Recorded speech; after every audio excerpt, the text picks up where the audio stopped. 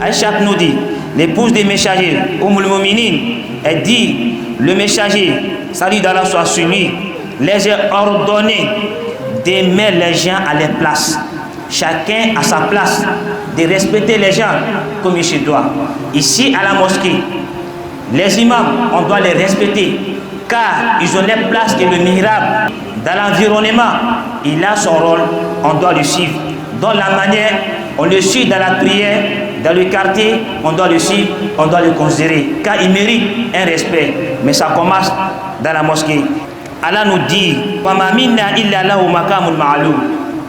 tout un chacun a une place qui est reconnue. Un père de famille, il est le père de famille dans la famille. Un chef d'État, il est le chef d'État. Une autorité, il est une autorité. Un imam, il est autorité dans la mosquée. C'est lui que le chef suprême de la mosquée. Donc, chef fidèle, il y en a parmi les gens, parmi les musulmans, qui ne connaissent pas ces valeurs-là, qui ne connaissent pas ces droits-là, qui ne respectent pas les savants, qui ne respectent pas les imams, la siyama fi mujtama al-muslimin, surtout dans l'environnement musulman. Dans l'environnement musulman, on oublie qu'on a un droit sur nous, qu'on a un droit vers nos savants, vers nos imams. On est ici, on ne considère pas les imams que nous sommes avec eux. On ne les met pas dans les conditions. Mais quand il y a les imams étrangers qui viennent, on court derrière eux. On les considère, on les déplace, on fait tout pour eux. Quand ils viennent, on fait tout. Quand ils viennent prêcher, on les met dans les conditions. On les donne des fortunes, on les donne tout ce qu'il faut. On paye même les habillements pour eux. On les donne les dons, on fait les cadeaux pour eux. Tout à fait normal. Le messager dit de respecter l'étranger. Mais l'imam qui te fait prier, chaque fois, s'il y a baptême chez toi, c'est lui il est présent. S'il y a décès chez toi, c'est lui il est présent. Quand il y a conflit de ta famille, c'est lui qui est présent. Tu fais quoi pour lui durant l'année? 5 francs, tu ne l'as jamais donné. Mais tu fais transfert pour les imams à l'étranger. Tu fais transfert pour les imams à l'étranger. Ils sont tes savants, mais les savants qui sont avec toi dans ton quartier, tu t'en fous d'eux. On va te dire, tu fais un faux calcul, reviens derrière. Si ça continue comme ça, il n'y a pas d'éclat dans ce que tu fais. On appelle ça Aria. Tu es là te montrer. Lui qui est ailleurs, tu cours derrière lui. Lui que Dieu t'a donné, tu ne veux pas de lui. Alhamdulillah, alladhi khalaqa wa fadala. وخلق الأنبياء وفضل بعضهم على بعض وجعل العلماء ورثة الأنبياء أشهد أن لا إله إلا الله وحده لا شريك له وأشهد أن محمدا عبده ورسوله صلى الله عليه وعلى آله وأصحابه ومن تبعهم بإحسان إلى يوم الدين. أما بعد أيها الناس اتقوا الله حق تقواه وتمسكوا بسنة نبيكم محمد صلى الله عليه وسلم ومن سنته إكرام الأئمة في مجتمع المسلمين حيث قال سبحانه وتعالى يا أيها الذين آمنوا أطيعوا الله وأطيعوا الرسول وأولو الأمر منكم. قال رسول الله صلى الله عليه وسلم من أطاعني فقد أطاع الله ومن عصاني فقد عصى الله ومن أطاع أميري فقد أطاعني ومن عصى أميري فقد عصاني. رواه البخاري ومسلم. قال طاووس رحمه الله من السنة أن يذكر 4: العالم وذو الشيبة والسلطان والوالد. قال رسول الله صلى الله عليه وسلم إن من إجلال الله إكرام ذي الشيبة المسلم وحامل القرآن. الحديث رواه أبو داود وقال حسن. ولما كان أهل العلم بهذه المنزلة جاء الشرع بتكريم وأمر والحظر على توقيرهم.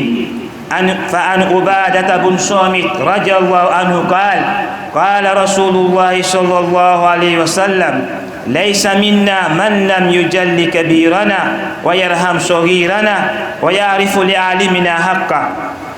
رواه أحمد والترمذي.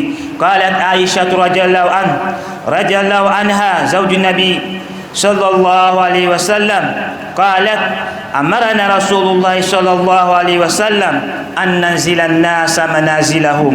قال تعالى في سورة الصفات: وما منا إلا له مقام معلوم. ومن الناس من لا يعرف حق علمائنا وأئمتنا لا سيما في مجتمع المسلمين. قال تعالى فيهم: ويقول الذين كفروا لولا أنزل عليه آية من ربه إنما أنت منذر ولكل قوم هاد. قال تعالى: هل يستوي الذين يعلمون والذين لا يعلمون إنما يتذكر أولو الألباب. وقال أيضا: يا أيها الذين آمنوا لا تقدموا بين يدي الله ورسوله واتقوا الله إن الله سميع عليم. الحمد لله, la louange à Allah subhanahu wa ta'ala, Allah qui a créé et aussi il a donné aussi la valeur. C'est lui qui a créé les messagers. Il a donné la valeur à d'autres que l'autre. L'autre est grand que l'autre, comme il nous a dit, tilka rusul fadolna ba'dahum ala ba'd. Il a donné la valeur à d'autres messagers que d'autres messagers. Mais car ils sont tous les messagers. Allah a fait aussi les savants, les héritiers des prophètes. J'ai un test qu'il n'y a aucune divinité qui mérite d'être adorée sauf Allah. Il est unique, il n'a pas d'associé. J'ai un test que Muhammad et son serviteur et aussi son messager, salut d'Allah soit sur lui. Je demande à Allah de multiplier la soleil sur ce grand prophète-là, sa famille, ses compagnons et tous ceux qui vont le suivre dans les bienfaits jusqu'au jour de résurrection. Après cela, chers fidèles, craignez Allah en toute sincérité et rattachez-vous à la sunna de votre prophète qui est Muhammad sallallahu alayhi wa sallam. Dans la sunna du prophète Muhammad sallallahu alayhi wa sallam, il y a le respect mutuel des imams qui sont nos devanciers.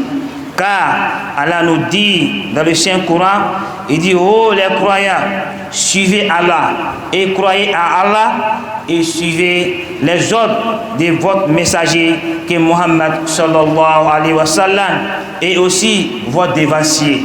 Les devanciers religieux, ça commence sur les imams dans les mosquées. Un respect total, car Allah a demandé de les donner les respects. Car le messager nous dit, dans un hadith, il dit: celui qui lui obéit a obéi à Allah subhanahu wa ta'ala. Celui qui les désobéit a désobéi à Allah subhanahu wa ta'ala. Celui qui a désobéi à un devancier qui est un imam a désobéi à Allah subhanahu wa ta'ala, car il a désobéi lui le prophète Muhammad sallallahu alayhi wa sallam. Celui qui a respecté les ordres d'un imam, un devancier, a respecté Allah et a respecté aussi les ordres des messagers. Qu'est-ce que nous retenons dans cet hadith? Le respect mutuel des imams dans les mosquées, dans l'environnement, car ils représentent directement le prophète Muhammad sallallahu alayhi wa sallam, car c'est les ambassadeurs du prophète Muhammad sallallahu alayhi wa sallam. Taous nous dit, ce grand savant là, Mikibari ulama tabi'in, rahimahullah, il dit dans la sunna du prophète sallallahu alayhi wa sallam, il y a 4 personnes qu'on doit respecter obligatoirement. Il dit les savants, les personnes âgées, les autorités et aussi les parents. Donc, dans la sunna du prophète, c'est conseillé de respecter les autorités et les parents et nos savants. Le messager nous dit, il dit parmi les gens qu'on doit respecter, les hommes de Allah qu'on doit respecter ici-bas, il y en a dedans les personnes âgées, ceux qui sont âgés parmi les musulmans et les savants du Coran, ceux qui connaissent le Coran parmi nous, on doit les respecter. Hadith rapporté par Abu Daoud. Chers fidèles, après tout cela, Allah nous informe, le messager nous informe de respecter les savants, nous a montré les places car ils méritent un respect total. Raison pour laquelle, dans la charia des messagers, dans la charia de notre religion, on doit respecter bitakrimin wa amrin, on doit les respecter obligatoirement.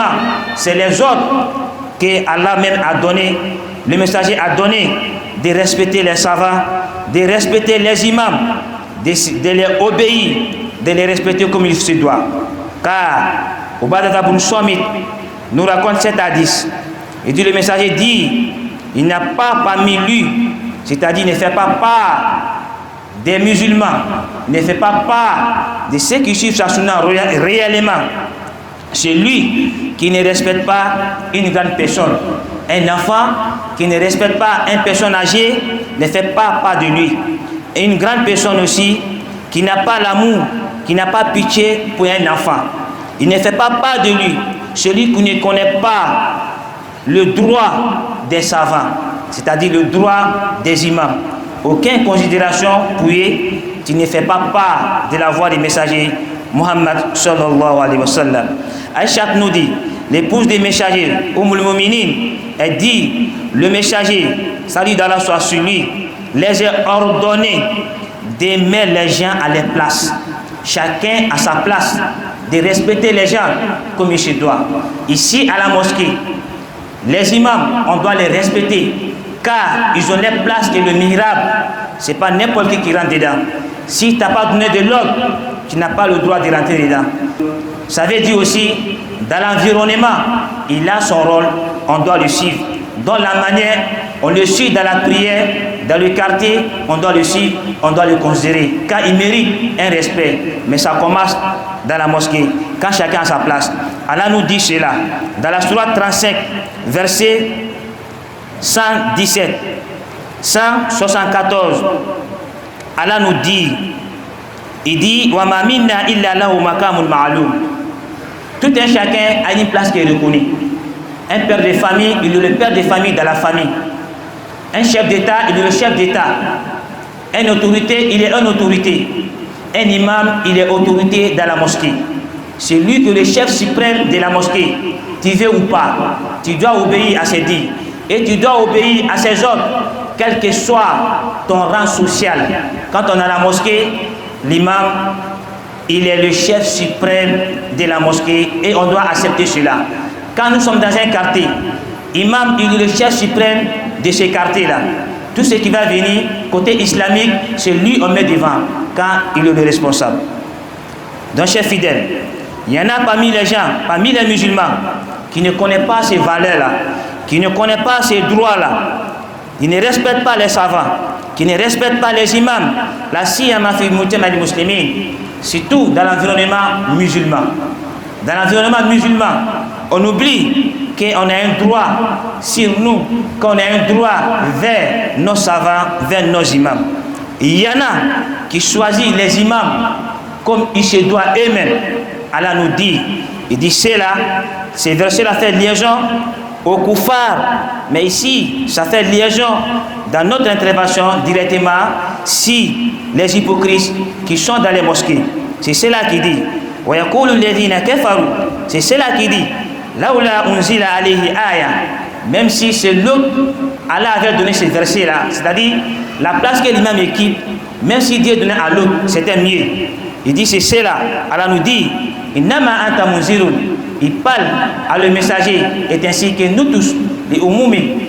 Allah nous dit, c'est toi qui es l'imam, c'est toi qui étais choisi pour être imam de ces mosquées ou soit de ces quartiers. Tout un chacun a son guide. Ton imam est ton guide au quartier. Ici, on se trompe. D'autres sont ici, au quartier ici. Ils ont les imams aux Zimbabwe. D'autres sont au quartier ici. Ils ont les imams à la cité. Ils ont les imams à Suéké. Et ainsi, tu pries derrière l'imam ici. C'est lui qui doit être ton imam. D'autres sont ici. Les imams sont à Abidjan. Ils s'en foutent des imams qu'ils prient derrière eux. Chers fidèles, c'est un faux calcul. Car ce n'est pas la sunna du prophète Muhammad sallallahu alayhi wa sallam. C'est lui qui est avec toi. C'est lui Dieu a désigné. Il est ton hadin. C'est lui qui va te guider sur le droit chemin. Comme Allah l'a dit. Toute une communauté a un guide qui est son imam, qui représente l'imam. Tout un quartier a son imam, l'imam comme il se doit.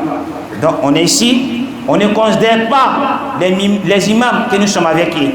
On ne les met pas dans les conditions. Mais quand il y a les imams étrangers qui viennent, on court derrière eux. On les considère, on les déplace, on fait tout pour eux. Quand ils viennent, on fait tout. Quand ils viennent prêcher, on les met dans les conditions. On les donne des fortunes. On leur donne tout ce qu'il faut. On paye même les habillements pour eux. On leur donne les dons, on fait les cadeaux pour eux. Tout à fait normal. Le messager dit de respecter l'étranger. Mais l'imam qui te fait prier, chaque fois, s'il y a baptême chez toi, c'est lui il est présent. S'il y a décès chez toi, c'est lui il est présent. Quand il y a conflit de ta famille, c'est lui qui est présent. Tu fais quoi pour lui durant l'année? 5 francs, tu ne l'as jamais donné. Mais tu fais transfert pour les imams à l'étranger. Tu fais transfert pour les imams à l'étranger. Ils sont tes savants. Mais les savants qui sont avec toi dans ton quartier, tu t'en fous d'eux. On va te dire, tu fais un faux calcul. Reviens derrière. Si ça continue comme ça, il n'y a pas d'éclat dans ce que tu fais. On appelle ça Aria. Tu es là te montrer. Lui qui est ailleurs, tu cours derrière lui. Lui que Dieu t'a donné, tu ne veux pas de lui. Car tu deviens kafir, tu deviens un mécréant, car un égoïste qui ne reconnaît pas le bienfait d'Allah subhanahu wa ta'ala, celui Dieu t'a donné, c'est par lui que ça doit commencer. Tu dois faire des biens aux savants, même à l'extérieur, si tu as les moyens, ça peut le faire. Mais ceux qui sont avec toi, tu fais quoi pour eux? Demande-toi, chef fidèle, on a ces défauts-là. On écoute les savants, si les WhatsApp, si les réseaux sociaux, on les fait transfert. Tu as bien prêché, hein, écoutez ces prêches-là. Mais l'imam qui est avec toi dans ta mosquée, là, il te fait prier, là, il ne fait pas bien. Tu ne l'as jamais fait transfert 1000 francs. Tu ne l'as jamais fait transfert 500. Il prêche matin, midi, soir. Tu ne l'as jamais donné 5 francs. L'étranger va venir prêcher, tu vas prendre 10 000 pour donner. Tu vas prendre 20 000 pour donner. Tu vas prendre 50 000 pour donner. Tu vas prendre 100 000 pour donner. Vraiment, il est fort. Il a dit quoi? De nouveau, c'est la même parole. Qu'Allah, qu'Allah Rasoul. C'est ce que tous les savants disent, tous les imams disent. Et c'est la même parole qu'il vient te dire. Car ceux qui viennent, il vient renouveler la parole d'Allah subhanahu wa ta'ala. Ceux qui sont avec vous, c'est la même chose, ils répètent matin, midi et soir. Car on donne la bonne compréhension. Car Allah nous dit, Hal yastawi alladhina ya'lamun walladhina la ya'lamun. Celui qui a la science d'Allah subhanahu wa ta'ala, celui qui n'a pas la science, est-ce que c'est là, ils sont même chose? Toi tu connais. Celui qui ne connaît pas, est-ce que vous êtes même chose? Vous n'êtes pas même chose. Vous n'êtes pas dans le même rang social. Tout le monde se proclame savant. Parce qu'on porte les mêmes boubous. Tu portes gros boubou, tu portes un chapeau, ne peut pas te faire d'un savant. Si tu n'es pas imam, tu n'es pas imam. Respecte celui qui est devant. On a le même habillement, on n'a pas le même savoir, on n'a pas le même rang social. Les moutons se promènent ensemble, ils n'ont pas le même prix. Et ainsi les êtres humains, ils se promènent ensemble, ils n'ont pas les mêmes valeurs chez Allah subhanahu wa ta'ala. Donc chers fidèles, il faut retenir cela. Et tu dois vivre avec. Allah nous dit, ceux qui ont la science, les savants, ceux qui connaissent réellement dans cette vie, ils connaissent les religions, c'est eux on les appelle ulul albab. Ils réfléchissent. Si ça c'est mon imam, j'ai un droit, je dois le respecter. Ça c'est mon dévancier, je dois le respecter. Telle personne il connaît le Coran, moi je dois le respecter. C'est ça un bon musulman. Il connaît sa place. Il connaît sa place. Tu peux connaître le Coran, mais Dieu ne t'a pas choisi pour être imam. Toi-même tu connais le Coran, plus que l'imam, tu as un droit envers l'imam. Tu dois le respecter, tu dois le considérer. Car Dieu ne fait pas tout le monde imam. On doit respecter nos savants, on doit respecter nos dévanciers, ici et partout où tu vas te retrouver. Car Allah nous dit encore, dans la sourate 49, à son premier verset, il dit, oh vous les croyants, ne vous mettez pas devant Allah subhanahu wa ta'ala, mais ne mettez pas vos pas devant Allah. Ça veut dire ne mettez pas vos paroles devant Allah, ne mettez pas vos idées devant Allah et son messager. Car Allah nous parle de cela, il parle automatiquement après le prophète. Ceux qui représentent le prophète sur la salle, c'est les imams, c'est les savants, c'est eux. Le prophète ne vit plus, mais il a les représentants. Car la religion appartient à Allah subhanahu wa ta'ala. Celui qui respecte la parole du prophète, celui qui respecte la parole d'Allah, va respecter la parole d'un savant, va respecter la parole de son imam. Quand l'imam parle, on ne doit pas parler. Quand l'imam parle, on ne doit pas le répondre. Il y a une manière de le répondre. Il y a une manière, même s'il a un défaut, même s'il a une erreur, il y a une manière de lui parler. Surtout dans les mosquées. Surtout dans les mosquées. Surtout dans les cérémonies. On doit savoir parler à un guide. On ne doit pas manquer respect à un guide. Là, en tout cas, dis-nous, ne vous mettez pas devant eux. C'est eux, on attend. C'est eux qui ont la décision. Dans les mosquées, l'imam en retard. On attend l'imam. S'il est en retard, on l'attend. S'il est en retard, on lui demande. On l'approche même dans ces 2 jours qu'il est en retard, il y a quel problème? Il va te dire ce qui est là. C'est les gens, ça ne va pas chez eux. Ils sont préoccupés par les problèmes quotidiens. Tout le monde vient les voir. Il est disponible à tout le monde. Mais en retour, vous avez quelle considération pour lui? Vous avez quelle aide pour les soutenir, chers fidèles? Demandez. Mais ici, on n'a aucune considération pour nos savants, partout où on est. Surtout dans la ville où on se trouve ici, aujourd'hui à Saint-Pétrou. On s'en fout de nos savants, mais les savants d'ailleurs, on a considération pour eux. On a les cheikhs Al-Sunna ici, on s'en fout d'eux. On a les cheikhs Aïma ici, on s'en fout d'eux. On a le cheikh Aïma ailleurs. D'autres, il a pour lui dans son pays. D'autres, il a pour lui dans une ville là-bas.